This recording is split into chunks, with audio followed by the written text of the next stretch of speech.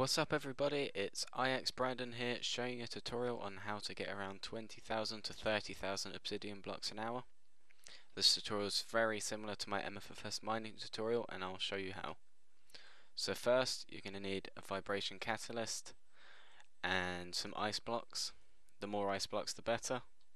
And all you want to do is go to the nether, find a nice large platform. Well, I actually built this platform just for convenience.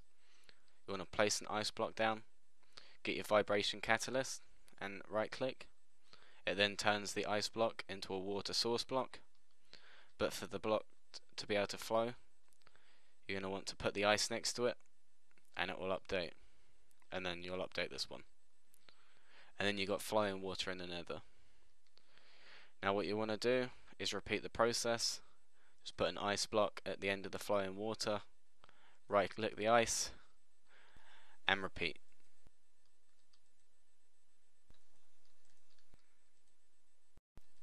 So now that you've made your lake on top of the lava, you're going to want to set up an MFFS miner. So if you're unsure on how to set up an MFFS miner, I suggest watching my other video, which I'll link in the description. So I'll just set the miner up real quick.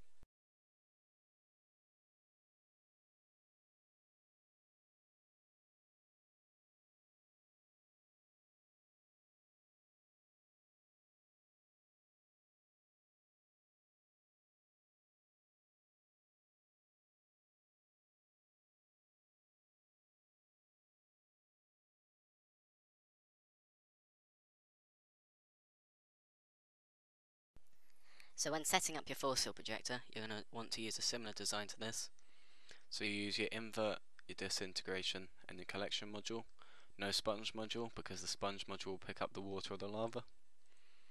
You'll then want to arrange your scale modules accordingly. So as far forward as you can go to the left and the right. I've made quite a large lake, so I can go about 16 to the left and right, and I can definitely go 32 forward.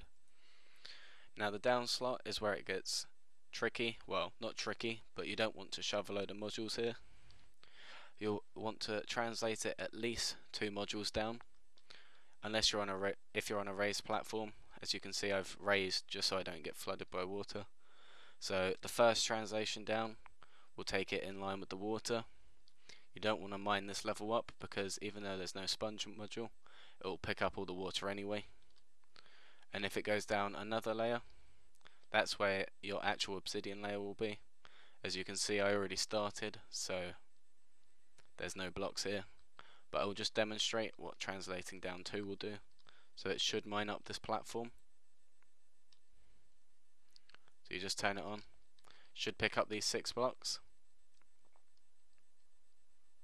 Once it picks up those 6 blocks, you'll then want to go to your down slot and put 1 scale module in. That will then mine up the next layer down.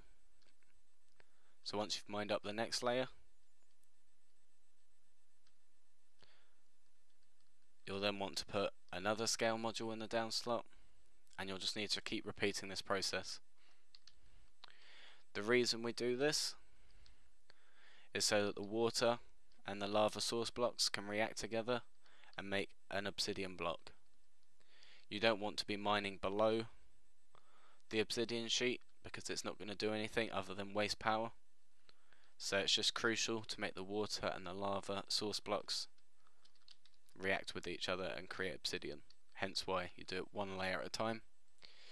It might seem slow, but if you look inside, I've already got 2,500 obsidian just from mining out this tiny little area. If you think how long it would take you to mine an obsidian with a pickaxe, especially 2,500 obsidian, it will take you a lot longer.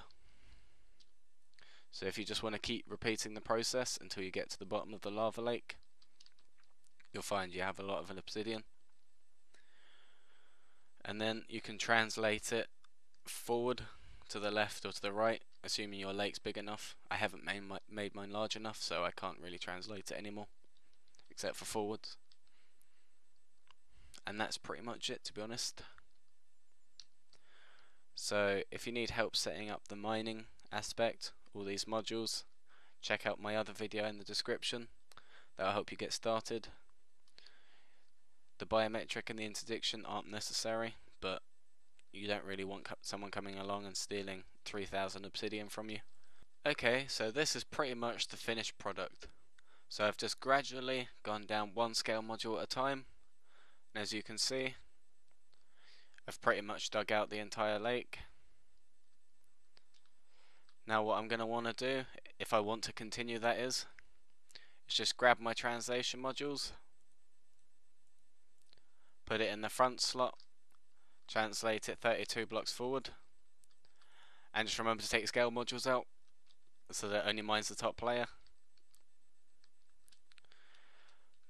That accident actually shows you a good example of why you should just do one layer at a time.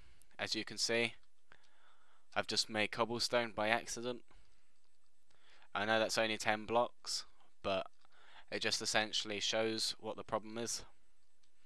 If you go down too low, you might end up making cobblestone by accident, and you don't want to do that because sometimes you can get stuck in infinite loops where you'll just be infinitely producing cobblestone. So if you want 10 trillion cobblestone, that's good, but if you're just out for obsidian, that's not good. So just continuously even, just go one scale module down at a time, and you'll slowly get more and more obsidian. So if we minus about 1,000 and look inside this chest, that's about how much I got just from that small little area. So if you've got the patience to keep it up, you can see this lava lake probably consists of quite a lot of obsidian. Once again, thanks for watching my videos. If you want to keep up to date with Voltz tutorials, be sure to subscribe to my channel. And that's pretty much it.